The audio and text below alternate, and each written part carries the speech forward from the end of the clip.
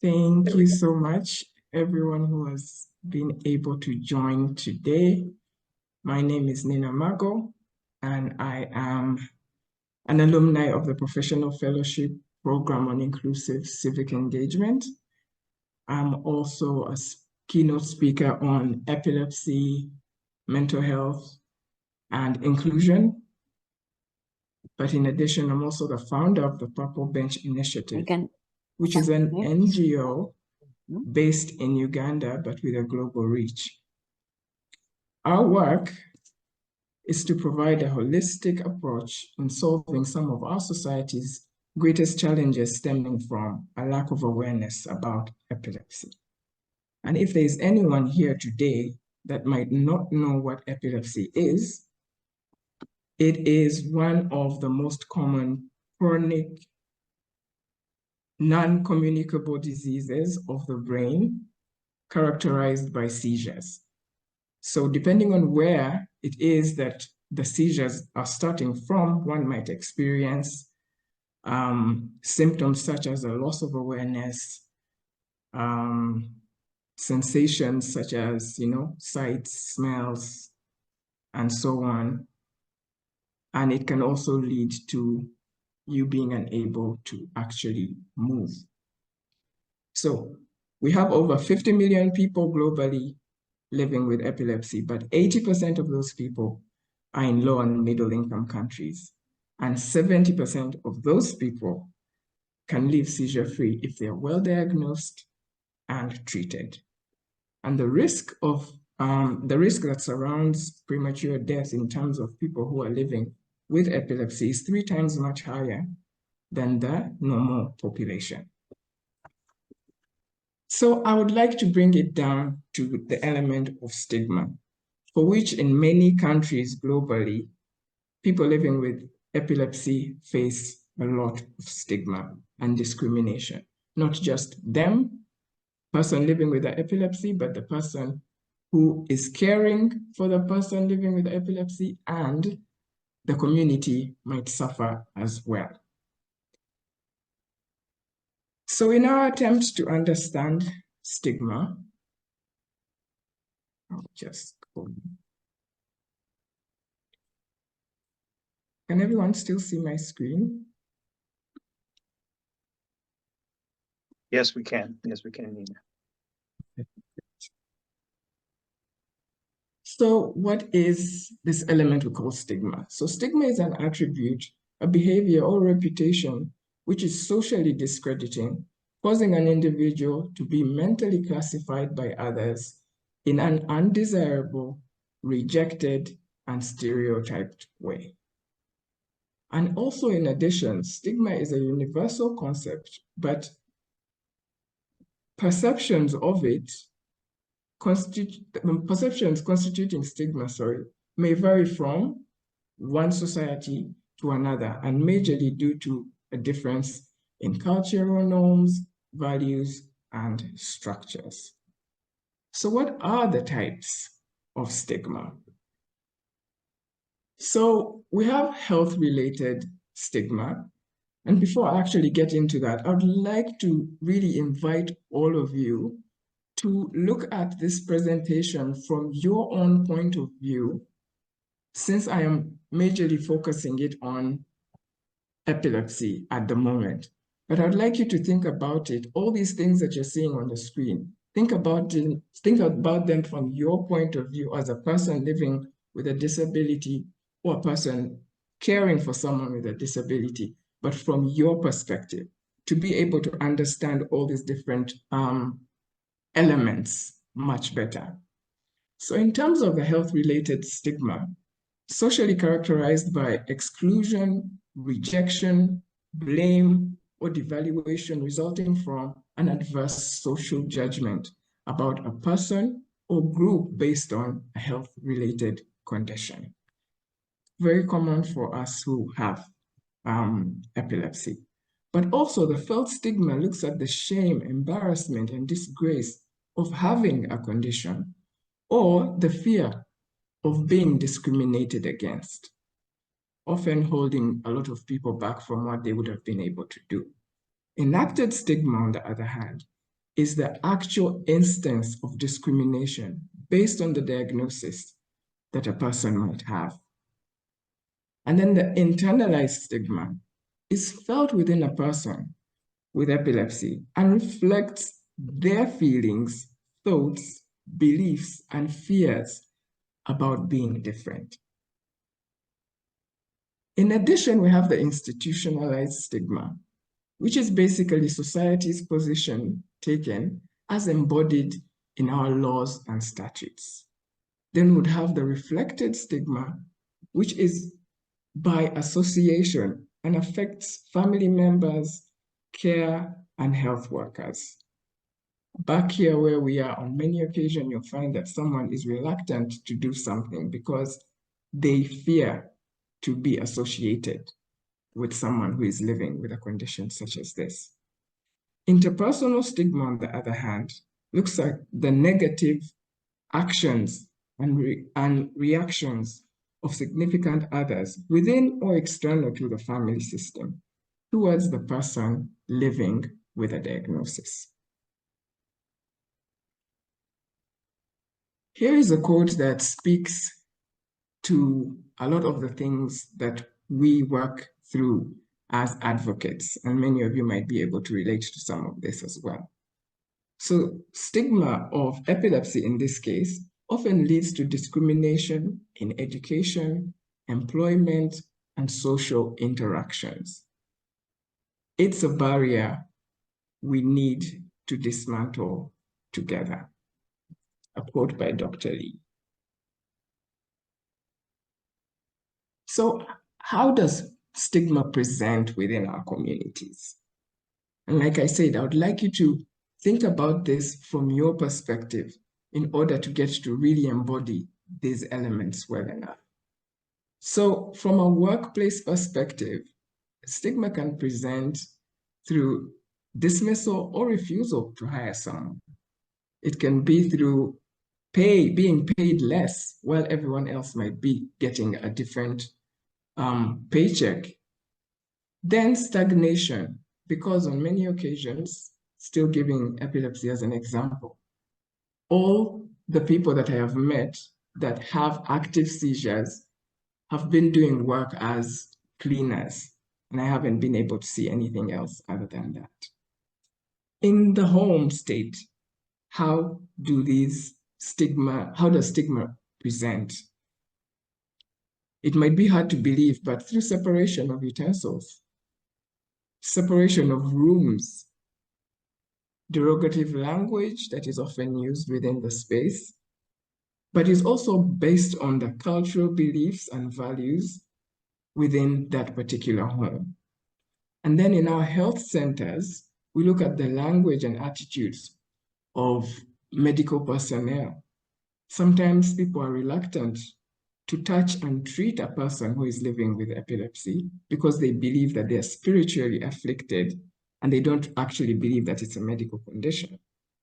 And then we also look at it through the unequal access to medical insurance. Many would like to say that people who are living with chronic conditions are the ones who need this insurance the most, but might have the hardest time to acquire it. And then this shouldn't be health centers, but it's our worship spaces.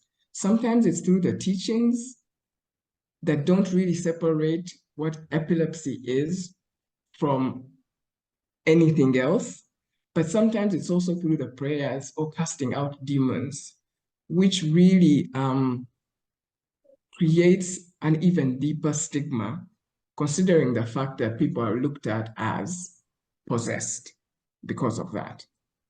When it comes to the schools, it appears through bullying, through discrimination, through derogative language used by teachers and sometimes the students who are not actually given the right direction in regards to not being able to, impact stigma upon their fellow learners. And sometimes it's through the negative attitudes towards children with disabilities within the school space. I like to call this the sound of stigma because it helps people realize that these are the things that people say, and it's easier to remember them. Now, this is a very interesting compilation of things that I'll try to take you through as quick as I can. As a person who is living with epilepsy, I have heard a lot of these from different spaces. So, for instance, if we start with those parents won't stay together for long, this is something that I personally heard from my teachers in different schools who really believed that my parents would not stay together because I had epilepsy. The girl is possessed is something that I also had a lot in school because there were kids who always said it to me, not realizing that I didn't even know when I was having a seizure. You're taking that much medication and you're still alive was a statement by a general practitioner after I was unable to actually get to the neurologist who is handling my case. And that one won't work. That is based on a person's belief that because you are living with a condition of this kind, you are just unable to actually work. Marry at your own risk was a really interesting one to hear, but also speaks to just how negatively people look at people who have chronic conditions and different disabilities. Your child is bringing down the value of the school. This is something that I heard from a parent who said that their child was really bright but could not stay in school because the school actually kicked her out for having seizures, saying that she's bringing down the value of the school. Do not touch him, you'll fall sick. That is something that is so common on the streets when anyone has had a seizure or has something that people do not really have enough information about. I have given everything I have. What more? This is a statement that came from a parent who was feeling burdened by having a child who is living with a disability. And they could not express it any other way but that. And yet, to me, it just still seemed like a reflection of stigma.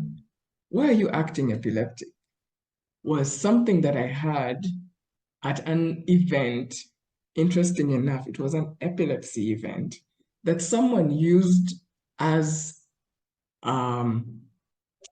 it was used as an abuse at that particular time. And it was really hard to understand how someone can still use that same element as an abuse. She doesn't speak English. Is not necessarily a reflection of stigma, but it was at the point of a parent saying that their child does not speak English and would not be able to communicate with me.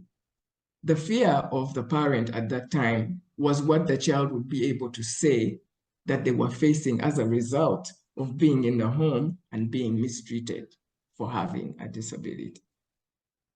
She prefers the village. This is something that I hear so commonly from some of the caretakers who decide to take a child who has a disability and take them all the way to the village, saying that they prefer the village as a space.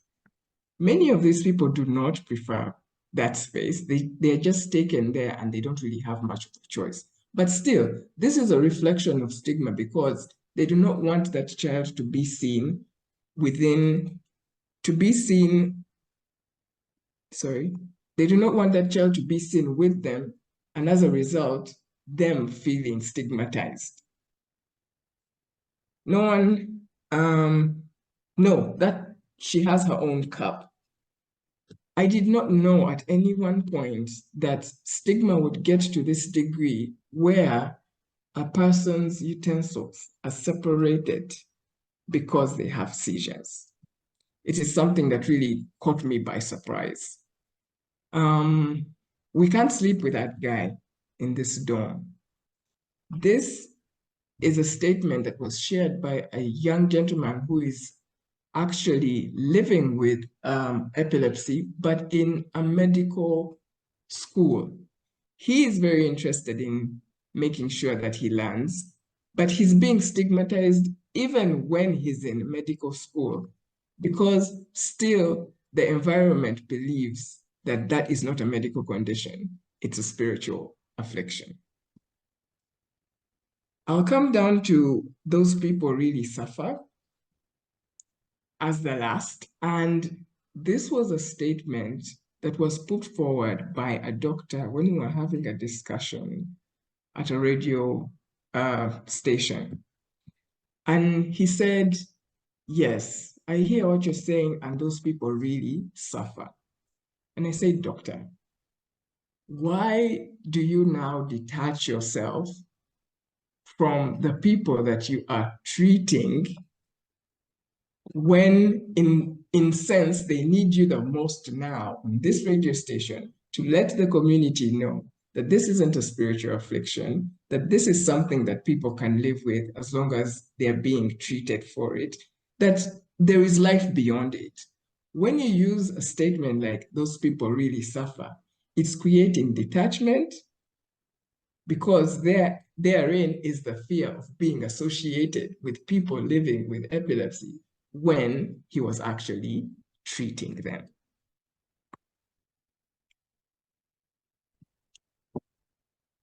Here is a quote that I really relate to.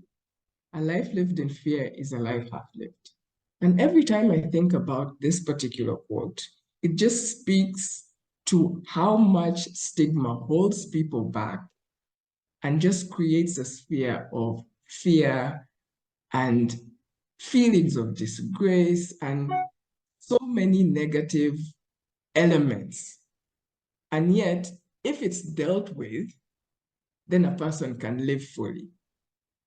So as I close my presentation, I would like to call for people to be more open to stigma reduction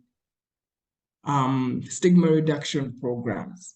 Because while we are all fighting for inclusion, for all these different things, all those elements are being held back by stigma. They're being held back by people's negative attitudes.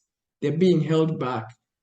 And unless we actually deal with the stigma, we won't be able to go very far.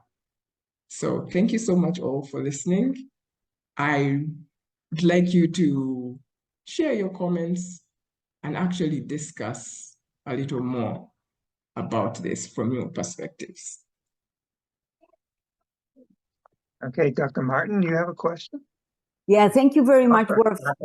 Sorry. Dr. Martha?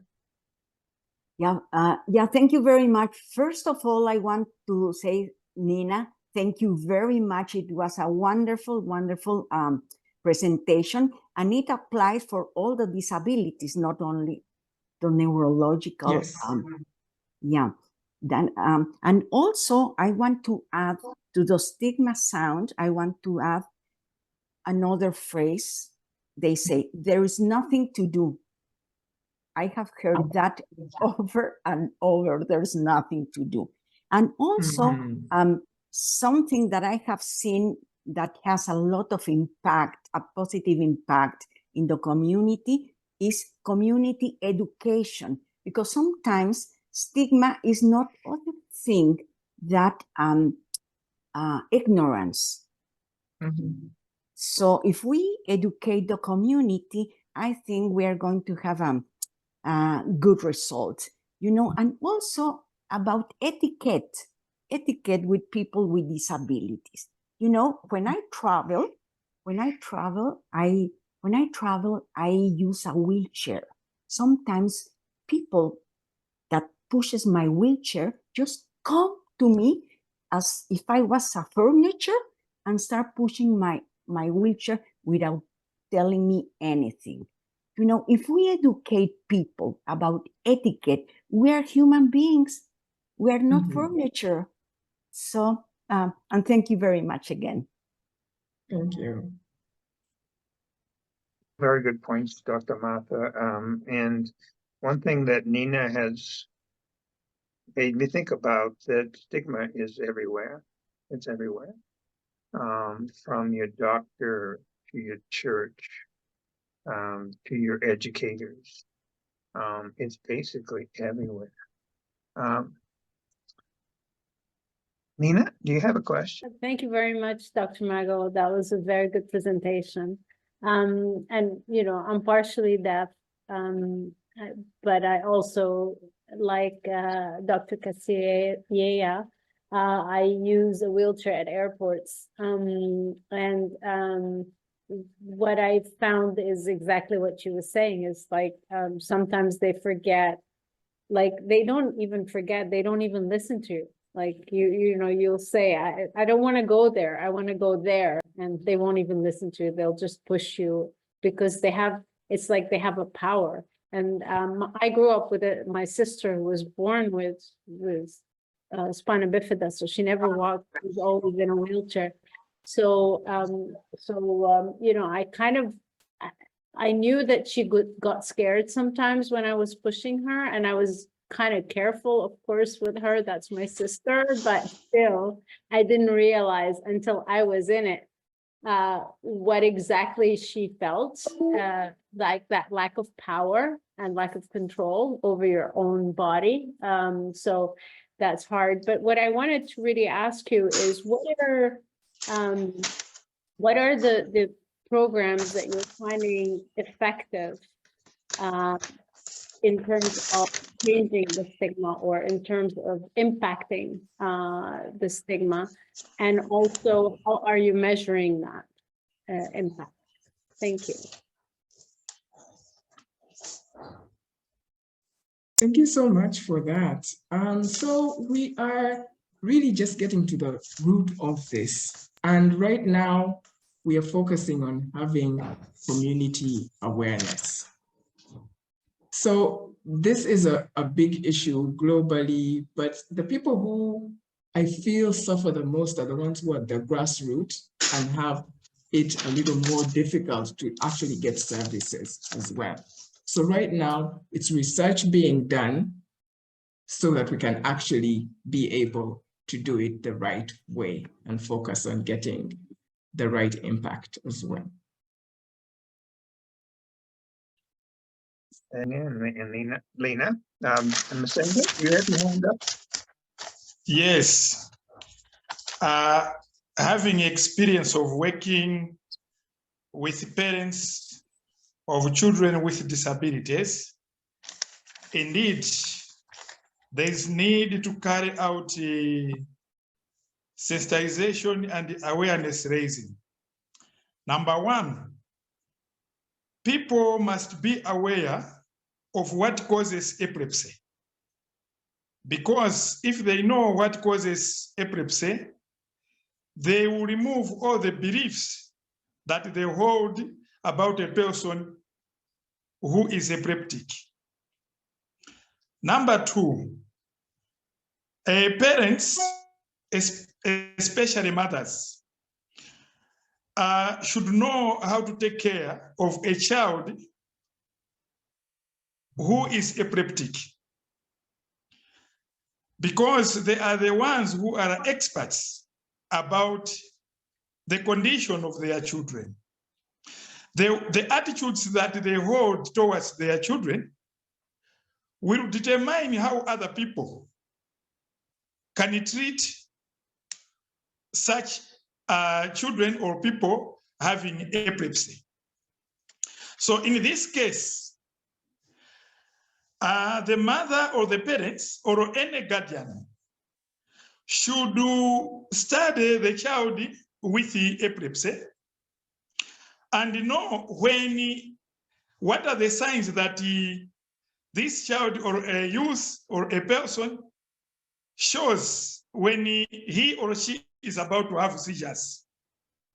These are some of the issues that parents can inform school teachers to say, if you see this learner showing such signs, take him or her to a safe place so that she can do or he can do those seizures, then he come back to the normal condition.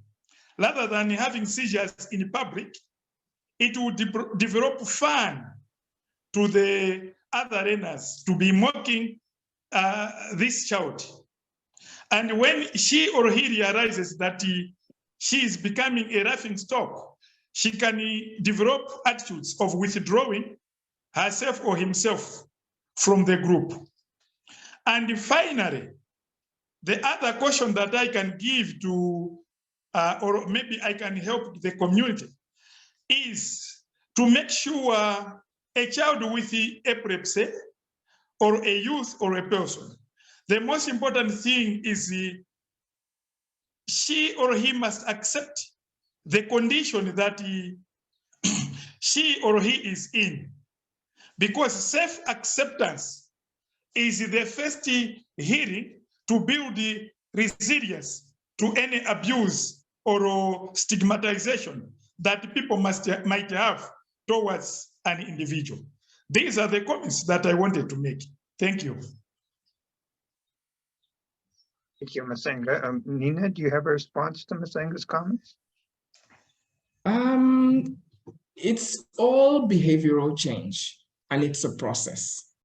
It's not something that's going to be done with in a split second, but it's a matter of changing attitudes and behaviors. And like we said, it's with creating awareness about what, for instance, what epilepsy is. That's what we do actually at the Purple Bench Initiative. We create awareness about epilepsy, but we also work holistically with other stakeholders. So when we speak about the schools and homestays, and all those are different aspects that all need to be trained separately, because each has separate and unique challenges as a result of the stigma that they are facing, and as a result of their position within that space. Very good, thank you. I think the next person in line here is Sonia. Sonia, you have a question? Your hand up. Hi, yes, hope everyone is doing well. Thank you so much for that presentation. Everything you said brought back childhood memories, and perhaps it's hit me hard today that was stigma. My sisters are both epileptic, something that runs in the family. I have cousins, boys and girls, who are also epileptic. Some have violent,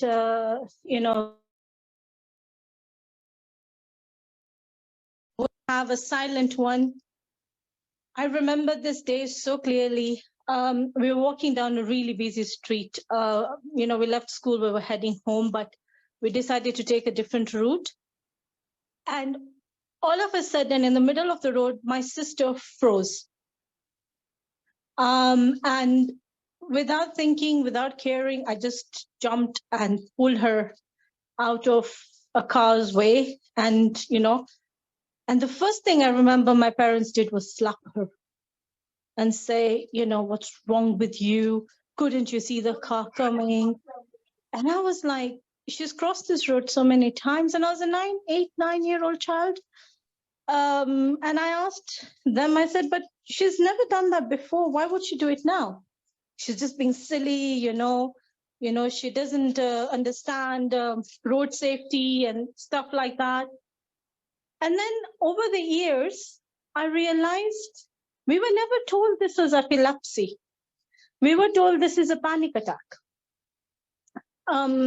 We come from a culture where we do arranged marriages. And, when they meet their potential partners and they're asked, is there anything we should know, any medical condition that we need to know? My family would say, oh, they just have panic attacks. You just need to be aware of that, but they're on medication. Stresses in life hit them. My sister ended up having a seizure mid-flight, and her husband didn't know that she gets epileptic attacks, and he freaked out, wondering why hadn't we told them the truth, because they were heading out to their honeymoon. The stigma is something that is so ingrained in our cultures, in our mindsets, that even though we may be highly educated, we actually are so blinded by the kind of nonsense that society tells us to do in trying to save somebody's honor. And I can't thank you enough for this presentation, because you've really helped me, see what I can now do to advocate for my own sisters, because all this time I didn't know what to say for them. So thank you so much for that. Thank you. Thank you so much, Sonia, for sharing that with us. And I am grateful that I've had the opportunity for you to be able to see what you have seen and be able to actually create more support for your sisters as well. And Nina, what Sonia also kind of brings to mind too is sometimes parents can be part of the stigma. And it's not because it's an intentional thing, it's because they're not necessarily enough to understand what's going on. Samun, you're next. Sam, there you go. Can you hear me? Yes, go ahead, Samun. Okay, so thank you very much for the wonderful presentation. I'm just trying to share something about stigma in general. I'm a special dad. I have a son on a wheelchair, and he's 25-year-old. So he simply transferred from his baby pram to the wheelchair. So the journey is amazing.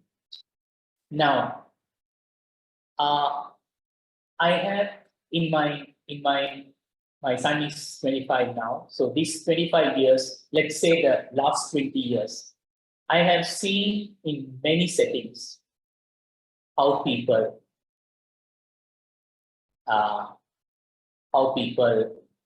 do entertain or treat people with special needs or whatever. So we create awareness, it's fine. That's the only positive way that we could do.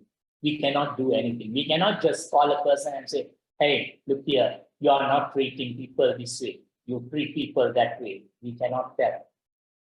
But in my lived experience, I have come across hard-hearted people. Awareness cannot do anything to them. Now, I'll just relate the latest experience. We just changed house. My former, last month, not even a month ago, my former landlord, point blankly, because here you have to pay a huge deposit of about 6 months rent if you're on rent. So when I asked the deposit, there was an issue on the deposit. And I told him that I cannot go into any house because of my son's issues. So this house is fix everything. So let us go and we'll refund the money. And you know what he told me? I don't care your son's disability. So what to do with the person who doesn't care of someone else's disability? So me and my wife educated our son not to fall into all these things. My son does a lot of presentations. His first slide always is, I'm a limited edition. So he doesn't care about anyone, anything, whatever people say, just forget about it. So you have two sides of the coin. Awareness makes people aware, makes societies aware, things go that way. And there is another side where hard-hearted hard nuts to crack, they don't care about it. So better to change the person. That's my personal point of view. Thank you for. I don't know, Nina, do you have a comment to make? One thing for sure, the givers of stigma, if that's correct English, probably have different motivations. And sometimes it's their own lack of education. But I would be willing to bet some of them also,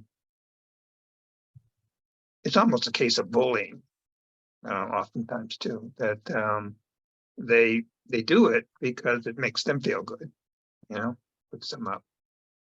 So oftentimes it's my concern is the people that's receiving the stigma. And what is that doing to their own mental state of mind? So I appreciate you sharing that. I guess Simone, I'm not sure, but I mean, your son's probably going to have to live with it his whole life, and a stigma, and a lot of it's going to end up his reaction to it, And thank God he has support of yours, like you, that continue to make him stronger. I think that's important too. So, thank you. I think what I can say to that is that we should never get tired of creating awareness for different disabilities. Because if I'm to look back at my own situation when I was a lot younger and I was in school and I was waking up on the classroom floor, dusty, and all the kids have already left the class, and I just don't know what happened at that point. I have pieces of ruler in my mouth. Some of them have cut parts of my cheeks, and everyone is gone, including the teacher. So when I think about the impacts, especially the psychosocial impacts to a young child who is in school, all that can come to my mind is, even when we know that there are going to be people who are outright not willing to understand what we're saying, it's still important to do as much as we can for that young girl or boy who will be in school and will have such traumatic events happening as a result of that not having been said when we could say it. So we should just never get tired of creating awareness. Very, very well said. Very well. So is that Brenda? You have your hand up?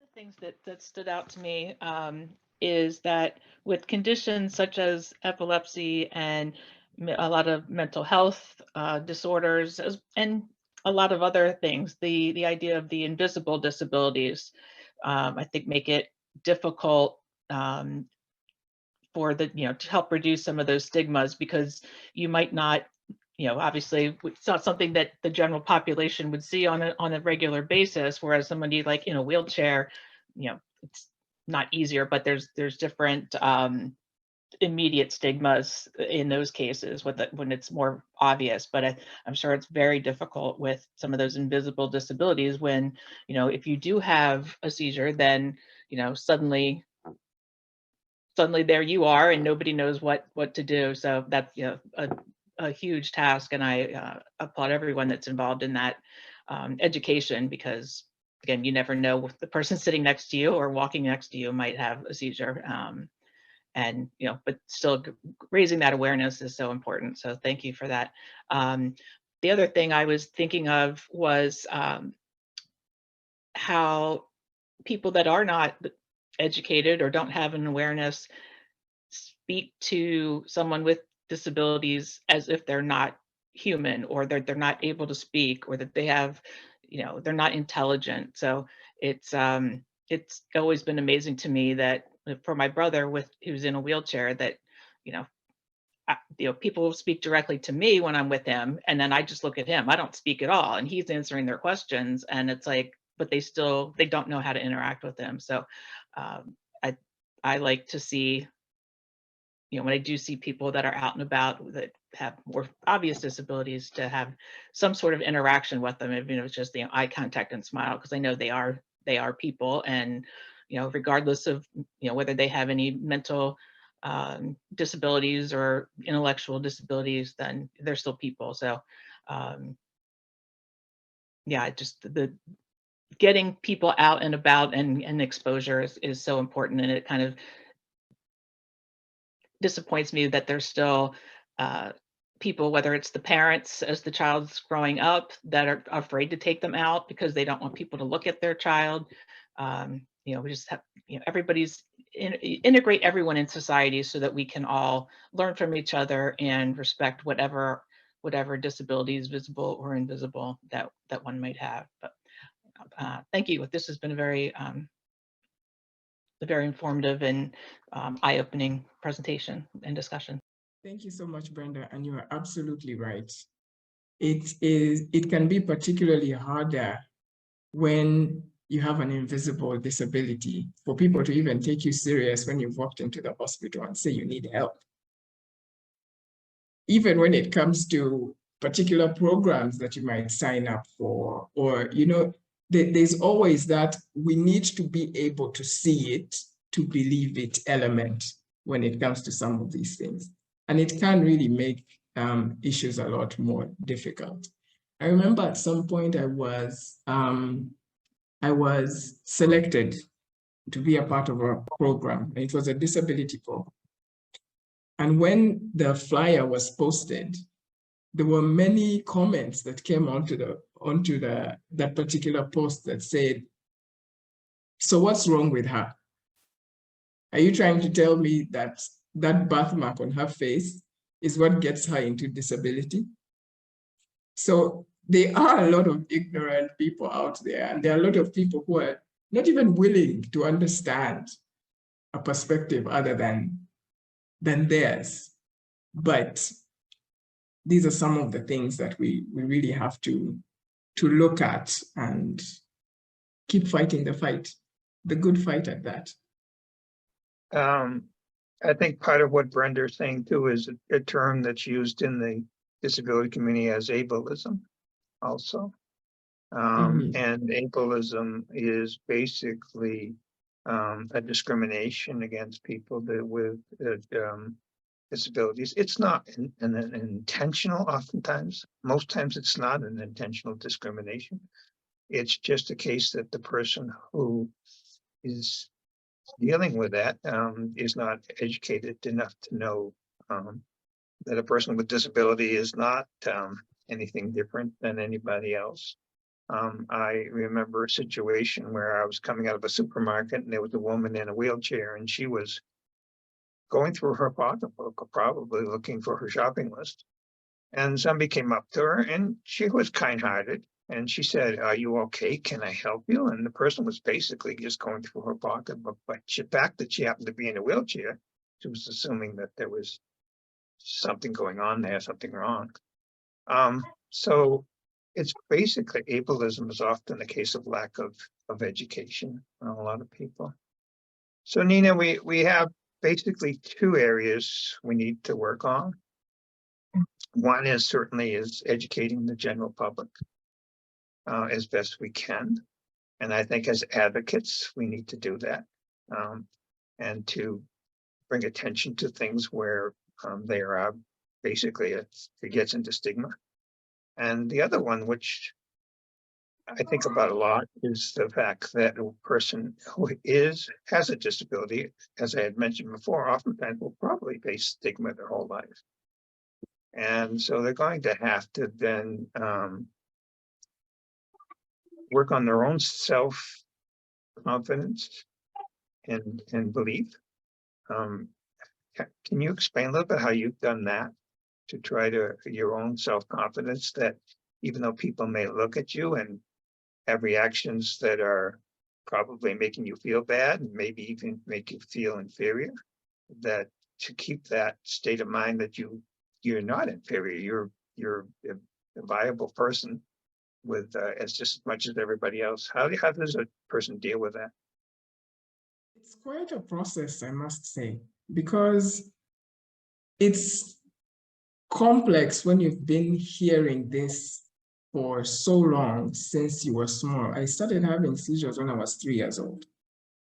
And going through school and hearing it constantly from teachers, oh, this one won't finish up school, this one won't do this one won't do this one can't do this.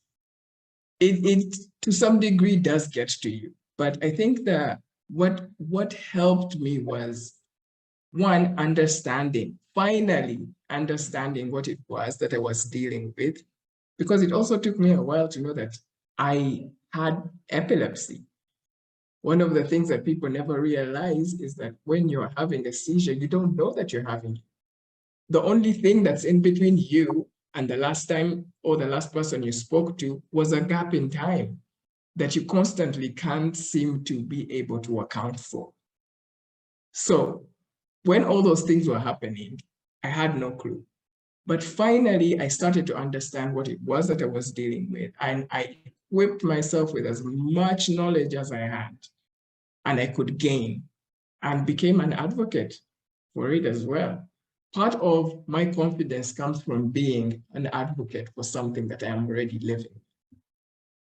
And also being able to educate friends, family, and in a sense, I have created a small pocket of advocates that include my own mother, friends, and family. So aside from them being part of creating the confidence or being able to reassure, I have equipped myself with the knowledge, and I push myself to actually be out there, because the first thing that comes to mind when you're feeling, in a sense, attacked is to withdraw.